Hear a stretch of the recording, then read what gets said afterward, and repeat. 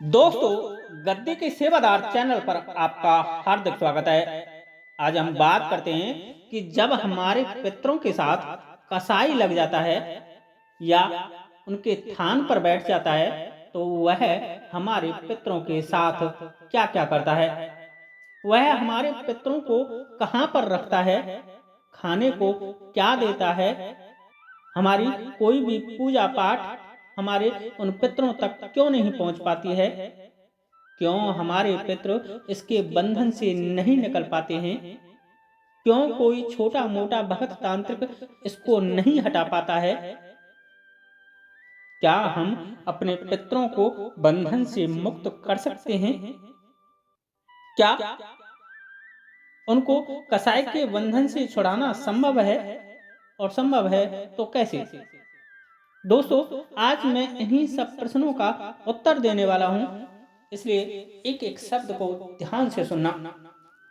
और यदि तुम चाहते हो कि तुम्हारे पितृ इस कसाई के बंधन से बाहर निकल सकें, इसके बंधन को तोड़कर आ सकें, तो वीडियो को अंत तक जरूर सुन लेना।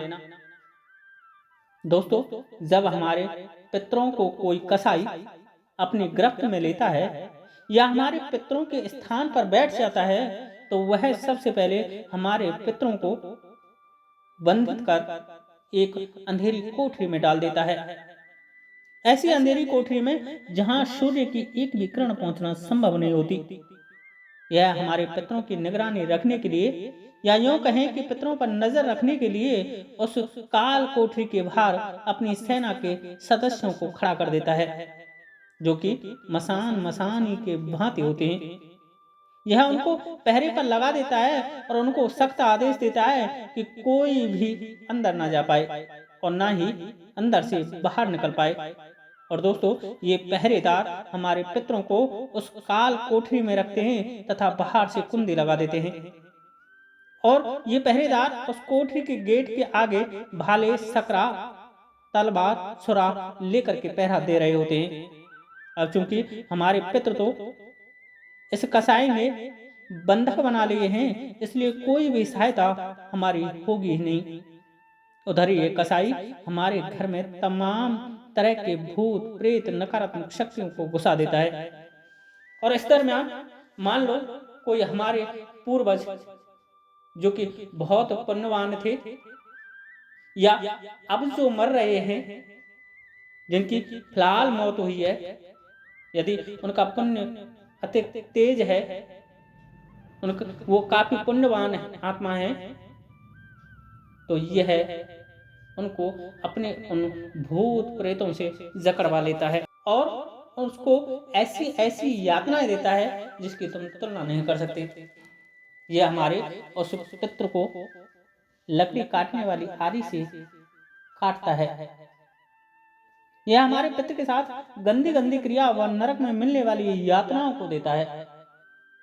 दोस्तों, कसाई अकेला काम नहीं करता, बल्कि इसके साथ बहुत बड़ी अतिरिक्त आत्माओं जैसे भूत प्रेत की सेनाएं होती हैं। कसाई धीरे धीरे अपनी सेना बढ़ाता रहता है। यह हमारे ही घर के जीवित व्यक्तियों व पशुओं को मारता रहता है और मरे हुए व्यक्ति की आत्मा को अपने अधीन कर लेता है। यह अक्सर करके जब भी मारता है, घर के युवाओं को व जवान जमान व्यक्तियों को, अनमैरिड बच्चों को अपना शिकार बनाता है। कारण है कि इसको सेना बढ़ाने के लिए युवा व काम करने के लिए बच्चों की आवश्यकता होती है, और युवा महिलाओं को अपनी हवस पूर्ति के लिए शिकार करता है। दोस्तों, यह घर के बड़े बूढ़े बुजुर्गों को पूर्ण रूप से जीने का अवसर प्रदान करता है। ये हालाल हमारे घर के बड़े बूढ़ों को नहीं मारता, ये तो जवान जमान व अविवाहित पुरुष व जवान महिलाओं का शिकार करता है। छोटे बच्चों व गाय भैंस पालतू पशुओं का शिकार करता है। यह कच्चे कलुए, जिनको कि हम कच्चा मसान बोलते हैं, उनको अपनी सेवा में रखता है। और ये कच्चे कलुए बिल्ली बिलौटा का रूप लेकर के कसाई ग्रस्त घर में रात अंधेरे में आते जाते रहते हैं। और तुम गौर करना, जब इन मसानों को आपके घर के किसी सदस्य को मारना होता है तो यह मसान रूपी बिलौटा तुम्हें अधिक घर में आता जाता दिखाई देगा। वह तुम्हारे सपनों में आकर के तुम्हारी छाती पर भी बैठने की कोशिश करेगा। और अक्सर यह बिलौटा जिस दिन तुम्हारे यहाँ शिकार करेगा या तुम्हारे किसी सदस्य को मारेगा, उस दिन इसका शरीर सामान्य से ज्यादा बड़ा हो जाता है। यह भगाने से नहीं भागता है, अर्थात यह बिलौटा कम से कम कुत्ते के बराबर बड़ा हो जाता है और बड़ा ही भयानक लगता है। दोस्तों, कसाई हमारे पितरों को खाने के लिए गंदी गंदी वस्तुएं देता है या फिर भूखा रखता है। यह मांस के लोथड़े व मल मूत्र विष्ठा जैसी चीजों को हमारे पितरों को खाने के लिए देता है। अब जिसको खाना है वह खाओ, जिसको नहीं खाना है वह भूखा रहो। जो खा लेते हैं वो तो इसकी दास्ता स्वीकार कर लेते हैं और जो नहीं खाते वो वैसे कमजोर हो जाते हैं। और कमजोर होने के कारण ही हमारे पितृ इससे टकरा नहीं पाते। और अक्सर करके दोस्तों, हमारे घर के वयोवृद्ध इसकी बातों में कम आते हैं, लेकिन घर के युवा व छोटे बच्चे इसकी बात जल्दी मान लेते हैं। उनकी आत्मा इसकी बातों को जल्दी मान लेती है। इसलिए यह अक्सर युवा व छोटे बच्चों को ही अपना शिकार बनाता है। अब चूंकि बिना युवा के कोई लड़ाई नहीं लड़ी जा सकती, अर्थात जब आपका औत ही इसका हो गया या इसकी दासता स्वीकार कर ली या इसका दास बन गया, तो तुम्हारी तरफ से लड़ेगा कौन? कौन इसका प्रतिरोध करेगा? इसी कारण तुम लाख प्रयत्न करने के बाद भी, तमाम शाने तांत्रिक भक्तों के चक्कर लगाने के बाद भी इस कसाई के चंगुल से मुक्त नहीं हो पाते। हालांकि तुम्हारा औत जब काफी समय हो जाता है इसके द्वारा पीड़ित होते होते, तो उसको समझ तो आती है और फिर वह तुम्हारी रक्षा भी करना चाहता है।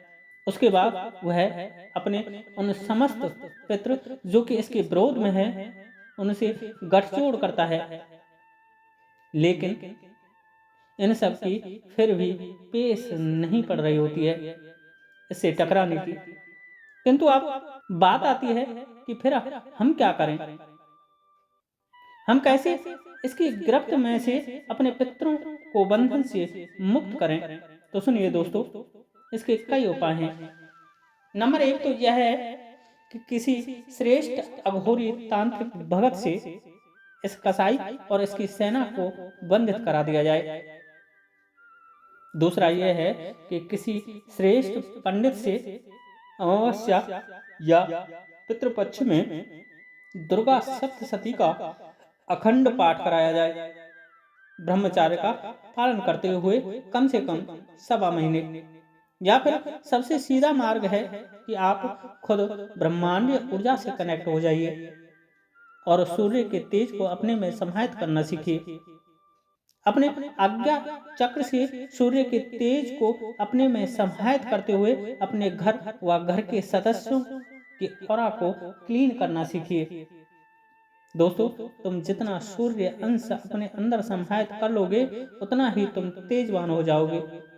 और जैसे ही तुम्हारी आत्मा तुम्हारे इन पितरों से जाकर के मिलेगी और उस बंद कमरे में जैसे ही रोशनी की किरण पहुंचेगी, वैसे ही तुम्हारे ये पितर उस कसाई के चंगुल से मुक्त होने लग जाएंगे, क्योंकि सूर्य हमारी आत्मा है। हमारी आत्मा की शक्ति और हमारी आत्मा से हमारे पितरों की आत्मा जुड़ी हुई होती है। अब यदि हमारी आत्मा को प्रकाश मिलता है तो हमारे उन पितरों की आत्मा को भी प्रकाश मिलेगा। ब्रह्मांड से यदि कोई शक्ति मिलती है तो हमारी आत्मा उसको हमारे पूर्वजों को भी प्रदान कर रही होती है। और जब उनको शक्ति व ऊर्जा, बल, तेज, उजाला, प्रकाश सब कुछ मिलेगा तो उनमें आत्म बल आएगा, और जब उनमें आत्म बल आएगा तो वो उस कसाई व उसकी सेना को विरोध करेंगे और उसको परास्त भी करेंगे। और दोस्तों, उनके बंधन को तोड़ करके बाहर भी निकलेंगे। इसलिए सबसे बेटर है कि दूसरे के कंधे पर धर करके बंदूक चलाने से बढ़िया है खुद से चीजों को करना चालू कर दीजिए। परमात्मा हमारी आत्मा में ही होता है, बस हमें उससे जुड़ना आना चाहिए, बस हमें उसके तेज को ग्रहण करना आना चाहिए। आप राम कृष्ण काली हनुमान जी की पूजा तक सीमित मत रहिए। आप चीजों को समझना सीखिए। आप राम कृष्ण काली हनुमान जी की पूजा तक यदि सीमित रहते हो तो कभी भी इन चीजों से बाहर नहीं निकल सकते। आप जब तक ब्रह्मांड की शक्ति नियम सिद्धांत को नहीं समझोगे तब तक अपने जीवन में कुछ अच्छा घटने की उम्मीद मत करना। अरे यदि कृष्ण ही सृष्टि के आधार होते, राम ही यदि परम ब्रह्म परमेश्वर होते, हनुमान जी ही यदि रक्षक होते, तो उन लोगों का रक्षक कौन है जो विदेशी हैं, जो यूरोप अमेरिका ऑस्ट्रेलिया जैसे देशों में रहते। अरे भाई, हमारे भारत या जहाँ थोड़े घने हिंदू रहते हैं वहीं तो राम कृष्ण काली हनुमान जी को लोग जानते हैं। जहाँ जानते ही नहीं हैं वहाँ लोगों की रक्षा फिर कौन कर रहा है? ये तो आप सोच करके देखिए। दोस्तों, आध्यात्म कोई रूढ़िवादी चीज नहीं है कि राम ही भगवान है या कृष्ण ही भगवान है। दोस्तों, आध्यात्म इन सब से बहुत अलग है, बस समझना आना चाहिए। दोस्तों, ये तो उस परमात्मा के एक दिव्य प्रकाश के एक अणु हैं, एक अंश मात्र हैं। आज के लिए इतना ही। जय श्री राधे, जय श्री कृष्ण, जय माता की, जय गद्दे के सेवादार की।